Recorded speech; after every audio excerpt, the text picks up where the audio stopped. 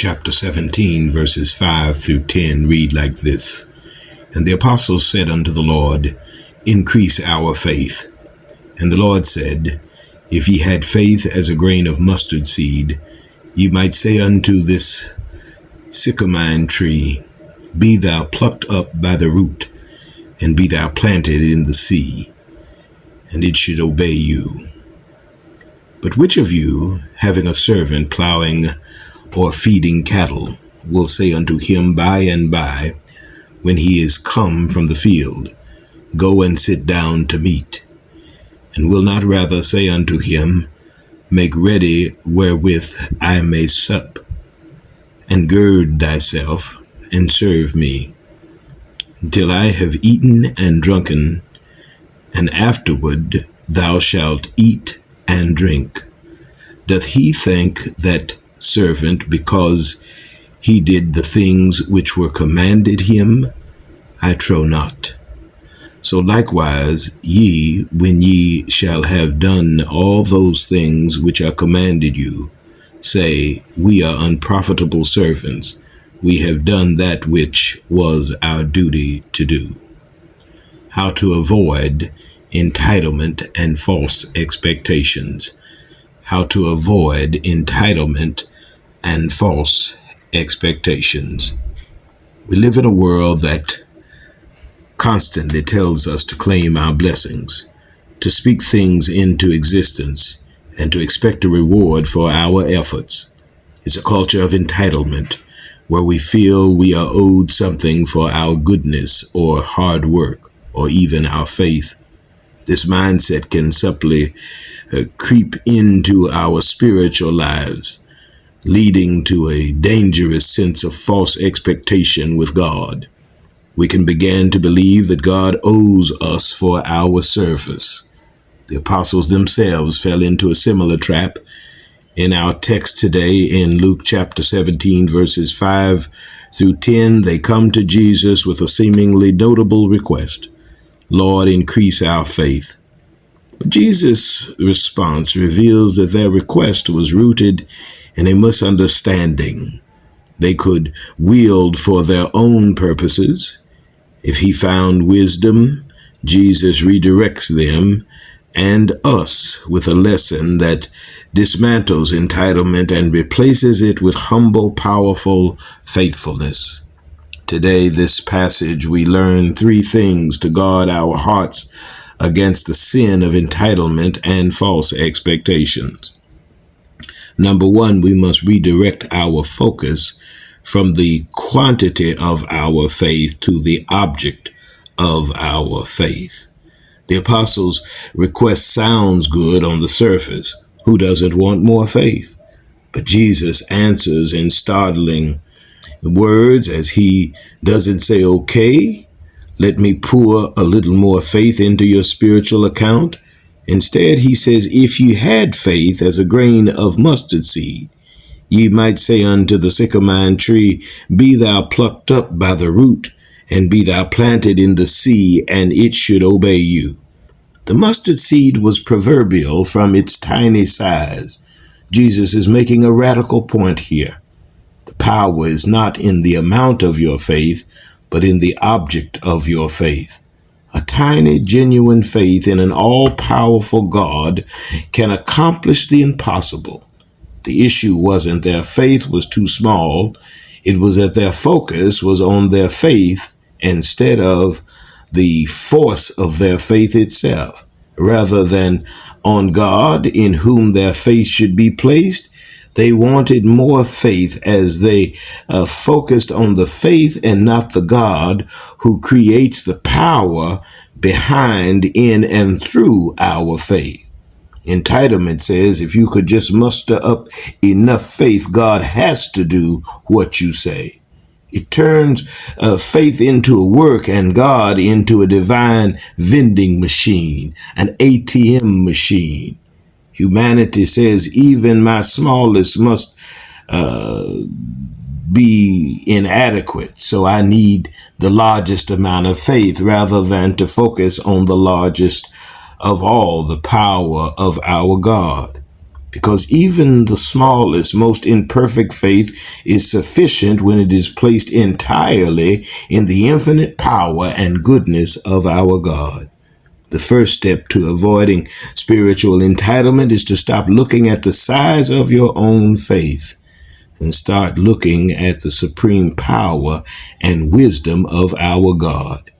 The power to move trees lies not in the impressive quantity of our faith or the quality of our belief, but in the unimpeachable character of the one we believe in, the great God of Abraham, Isaac, and Jacob, the all-wise, all-knowing God that continues to bless us day by day, the one that woke us up this morning and started us on our way. When we put our little faith in God's hands, what's placed in the Master's hands becomes much. Little becomes much in the Master's hands, in our lives and in our hands, and faith in our control is nothing. But when we take our little faith and place it in God's hands, in our prayer and in our belief in the one who can, then we recognize the one that created us before there was even a when or a where, the one who stepped out into nothing and created all that we know. When we place our faith in God, then the impossible becomes possible. God can and will make a way out of no way when we take our little faith and place it completely and totally in our God. And so, number one, we must redirect our focus from the quantity of faith to the object of our faith. But then number two, we must remember our place. We are servants, not the master. We are servants of God and not the master of God. Knowing we might misunderstand Christ's point about faith, Jesus immediately tells a parable to shatter any remaining entitlement. He paints a picture of a servant coming in from a long day of plowing or tending sheep. Does the master say, "Oh, you must be exhausted. Come sit at the head of the table and let me serve you"? No, the master rightfully expects the servant to first prepare his meal and serve him. Only after fulfilling his duty does the servant get to eat and rest. And Jesus drives the point home. Doth he thank that servant because he did the things which were commanded of him? I trow not. This is a tough word for our modern ears, but the spiritual application is clear. In our relationship with God, we are the servants and he is the master. We do not set the agenda. We do not negotiate the terms of service. Our obedience does not put God in our debt. False expectation says, God, I serve in the nursery. I serve by giving my tithes. I avoid the sins. I give to the poor, all of that. No, now as I give and as I do and as I've been so good, God, now I expect you to bless my plans and give me a comfortable life. But the biblical reality says everything I do is simply my reasonable service to God who saved me. He owes me nothing. I owe God everything. God has saved me, redeemed me, protected me. God has provided for me. I owe God everything, and God owes me nothing. If God never did anything else for us, the fact that God shed God's own blood upon the cross of Calvary, as Jesus died for us, became the propitiation for our sin. If God never did anything else for us, God has already done enough. And so we owe everything. God owes us nothing. When we serve, pray, or give, we are not accumulating heavenly brownie points to cash in for favors.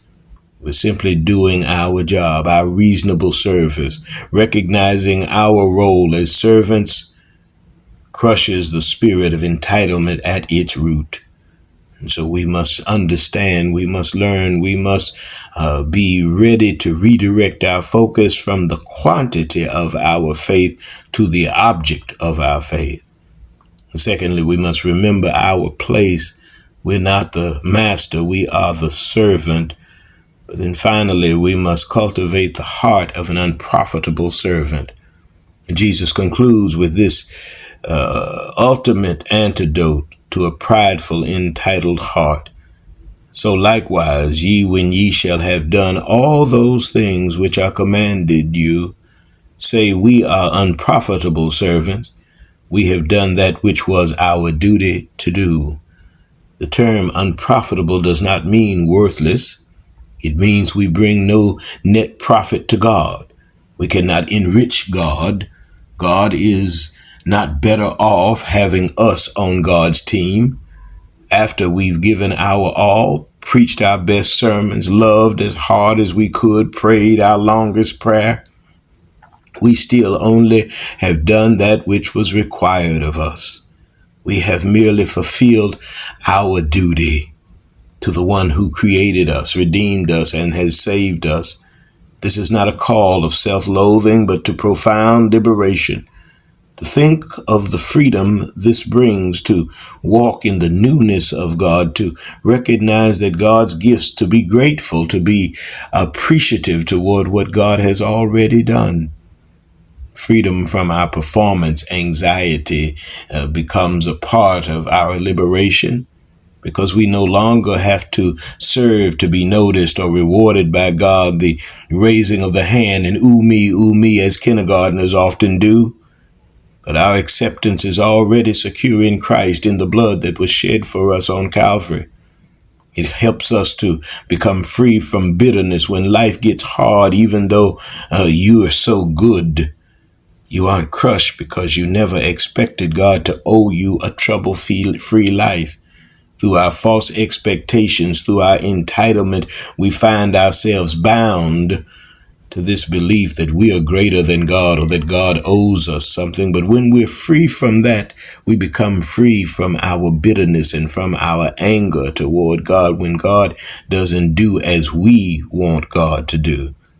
And then we have freedom so that we might joyfully serve the Lord when we embrace God rather than to embrace our own agendas, our entitlement, or our misunderstanding of what and who God is. You serve from a place of I get to instead of I have to, and I'd better get something in return. Service becomes a delight, not a transaction. We should be delighted. I get to serve God. God has done for me, and my appreciation motivates me to be happy in the presence and happy in the service of the Lord. The heart of the unprofitable servant is a heart of humble gratitude, amazed that the master would even use someone like them, like me, like you, in God's glorious work. The world's mantra is you deserve it. The Spirit of Christ within us whispers, you deserve nothing but judgment, but you have been given everything in grace. Oh, but a few days and born full of trouble, our righteousness but as filthy rags. The path to avoid entitlement and false expectation is the path of the cross. Take up the cross and follow the Christ, the one who died for us and is risen.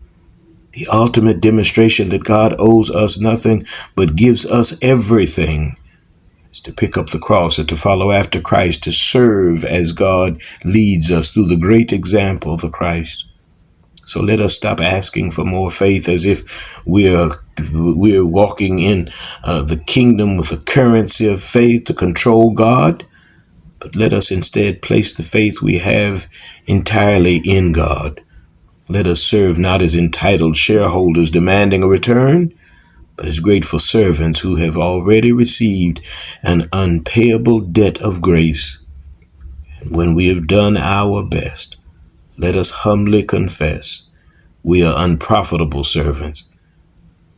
We have only done our duty. And then rejoice in the stunning truth that our Master, our God, in God's infinite grace calls us not just servants, but friends and children. Amen.